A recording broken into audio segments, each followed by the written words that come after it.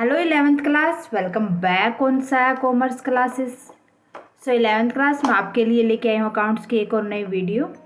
Accounts में हम discuss कर रहे थे chapter number 9 financial statement second. Means हम कह सकते हैं कि फाइनेंशियल स्टेटमेंट हम तैयार करना सीख रहे थे विद एडजस्टमेंट, कि जो हमने अकाउंट तैयार किए उनके अंदर जो आइटम है like closing stock, provisions, income, capital, उनमें अगर हमें एडजस्टमेंट करनी है तो किस तरीके से ट्रीटमेंट करेंगे, हम कौन से अकाउंट के अंदर ट्रीटमेंट को हम शो करेंगे और बैलेंस शीट में हम किस तरीके से वो अमाउंट डालेंगे।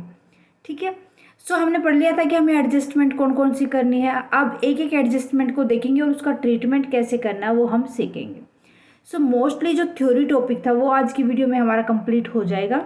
नेक्स्ट वीडियो में हम इससे रिलेटेड एक दो क्वेश्चन लगाएंगे जिससे हमें क्लियर अप हो जाए कि फाइनेंशियल स्टेटमेंट जो लास्ट वाला टॉपिक था और आज वाला जो ये टॉपिक हमारा चल रहा है, ये दोनों चैप्टर हमारे अच्छे से क्लियर अप हो जाएंगे विद प्रैक्टिकल क्वेश्चंस। अप्लाई करके देखेंगे क्योंकि हमारे क्वेश्चन में मोस्ट प्रोबेबल चांसेस है इस चैप्टर से कि आपके प्रैक्टिकल क्वेश्चन आए। ठीक है, सो फिर हमारी अकाउंट्स भी कंप्लीट हो जाएगी। ओके, सो देखते हैं आज की वीडियो।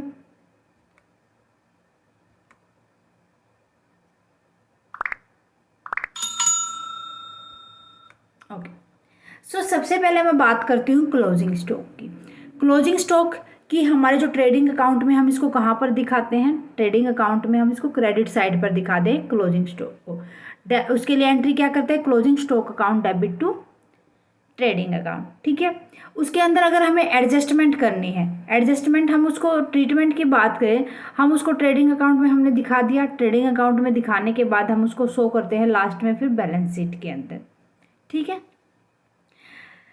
कहाँ पर, credit side of asset side. ठीक है, उसके बाद अगर इसके अंदर कोई भी हमें एडजस्टमेंट करनी है, किसकी बात कर रही हूँ अब मैं, एडजस्टमेंट की बात कर रही हूँ। जो एडजस्टमेंट जो भी करेंगे हम उसको एडजस्ट करने के बाद जो भी हमारे पास जितनी भी अमाउंट है उसको हम P&L अकाउंट में दिखाते हैं। ठीक है, उसके बाद जब हम बैलेंस शीट में इसका ट्रीटमेंट करते हैं तो असेट साइड दिखाते हैं। ओके, उसके बाद हम बात करते हैं, देखो क्लोजिंग स्टॉक में हमें करना क्या है, क्लोजिंग स्टॉक में हमें करना है कि कितना स्टॉक हमने यूज कर लिया, उसमें से क्लोजिंग स्टॉक जो पहले था उसको माइनस कर देंगे। जो हम बाई करके लेके आए हैं स्टॉक हमारे पास बचा हुआ है उसको हम उसके अंदर एड अप कर देंगे। ठीक है, ये ट्रीटमेंट हम करेंगे। ओके, जो बाई करेंगे, जो हमारे पास मान लो कि हमने स्टॉक बेचा है या हमने बाई किया है, उस तरीके से हम उसकी P&L अकाउंट में भी एंट्री कर देंगे। प्रॉपरली जो हमारे पास लास्ट ईयर का क्लोजिंग स्टॉक जो था हमारा लास्ट करंट प्रीवियस ईयर का, उसको हम ट्रेडिंग अकाउंट के क्रेडिट साइड दिखाते हैं। उसके बाद नेक्स्ट नंबर पे आता है हमारा आउटस्टैंडिंग एक्सपेंसेस। जो आउटस्टैंडिंग एक्सपेंसेस होते हैं वो एक तरीके के एक्सपेंसेस के साथ ही हम उनको दिखाते हैं, है ना। सो आउटस्टैंडिंग, आउटस्टैंडिंग का मतलब क्या होगा कि हमने उसके को एक्सपेंसेस दे, वो हमारे पास लास्ट वाले अभी मिल गए, तो हमें लास्ट ईयर करने थे हमें, लेकिन वो अभी तक हमने किए नहीं थे। करंट ईयर में हम उन एक्सपेंसेस को पे कर रहे हैं तो एक्सपेंसेस ऐड हो जाएंगे जो हमारे मेन एक्सपेंसेस थे उनके अंदर। ठीक है, सो हम इसके एंट्री कर देंगे expenses account debit to outstanding expenses.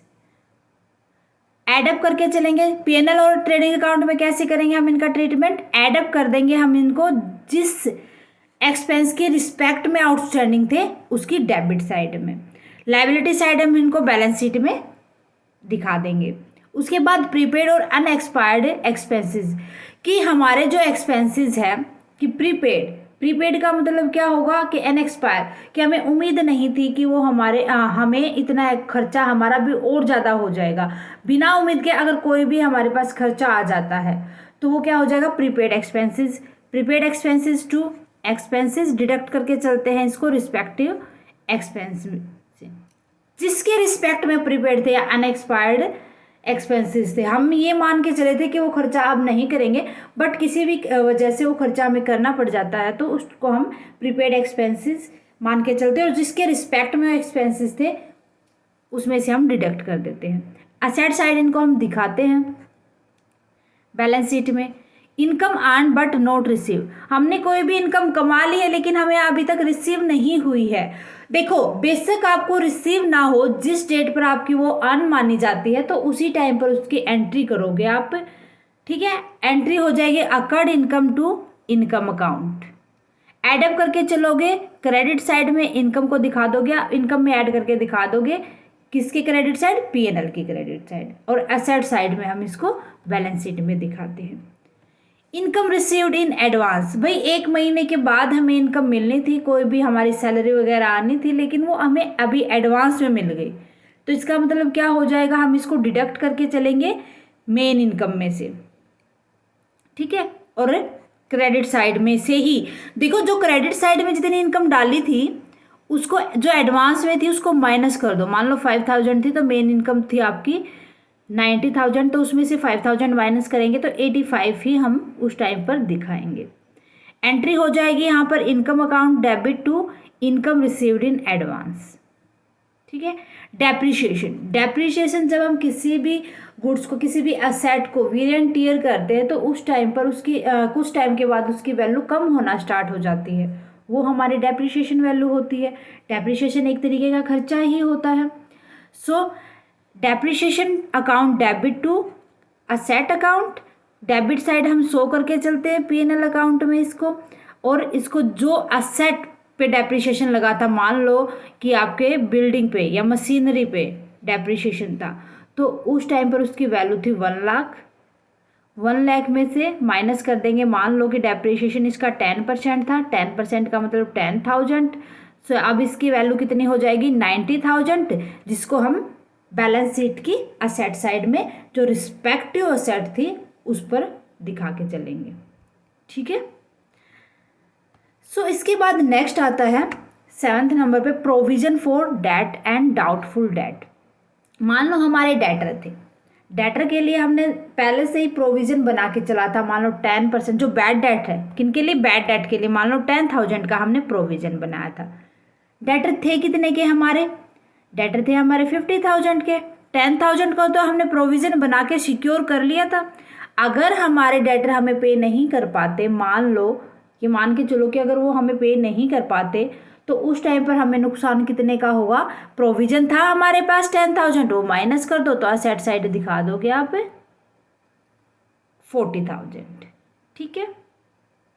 और जो प्रोविजन फॉर बैड डेट या डाउटफुल डेट हम तैयार करते हैं वो हमारे लिए एक तरीके का खर्चा होता है, तो पीएनएल की डेबिट साइड में हम इनको शो करते हैं। जर्नल एंट्री कर देते हैं, PNL account debit to provision for doubtful debt. उसके बाद provision for discount on debtor, कि डेटर्स को डिस्काउंट देना, उसके लिए पहले से ही प्रोविजन तैयार कर रखा, वो भी खर्चा होगा एक तरीके का, तो पीएनएल की डेबिट साइड दिखा देंगे। जर्नल एंट्री हम कर देंगे profit and loss account debit to provision for discount debtor, और डेटर में से हम माइनस करके उसको जितने भी अमाउंट बचेगी डेटर्स की, उसको हम बैलेंस शीट तैयार करेंगे, जब उसकी असेट साइड में डेटर्स में डाल देंगे। ओके। इंटरेस्ट ऑन कैपिटल, भाई कोई भी पार्टनर है, कोई भी बिजनेसमैन है, जितनी भी वो कैपिटल लेके आता है तो उसको कुछ ना कुछ वो बिजनेस से इंटरेस्ट भी पे करेगा। सो जो इंटरेस्ट है वो डेबिट साइड दिखा देंगे।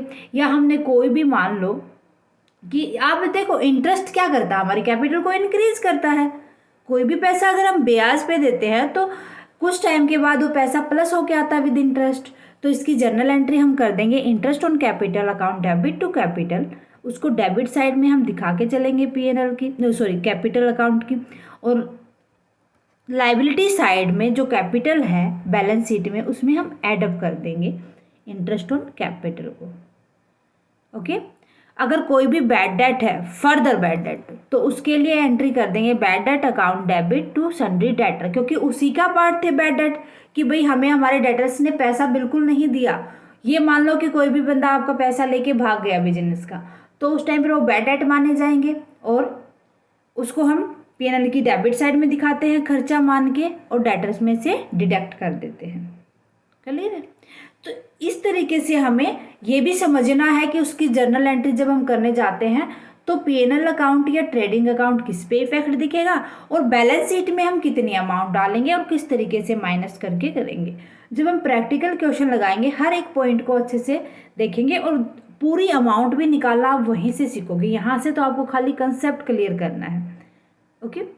सो होप आपको अच्छे से समझ आ गया होगा कि हमें किस तरीके से क्या डिडक्ट करना है, किस तरीके से हमें माइनस करना है, किस तरीके से प्लस करना है, एडअप करना है, या हमें उसको माइनस करना है।